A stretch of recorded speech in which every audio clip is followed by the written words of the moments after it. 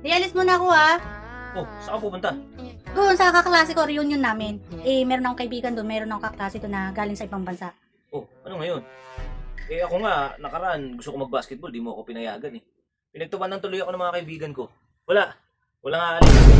Diyan ka lang. Ay, sayang. Kakwento ko pa naman sa kanila kung gaano kakapogi.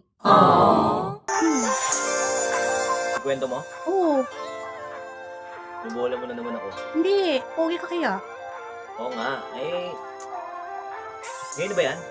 Oo, kaya nga ako nakabihis na eh. Ano? Eh, pumasaya ka na ba?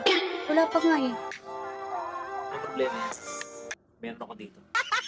Bibigyan kita ng pangsahay. Wow, may pogi na akong asawa, napakabait pa, galante pa. Diba? Sabihin Thank mo you. sa klase mo, pogi ako. Siyempre naman. Sigurado ka. Ano yan? Uy, naka-ready na. Hindi ka nagkakamali. Sige na, alis na ako.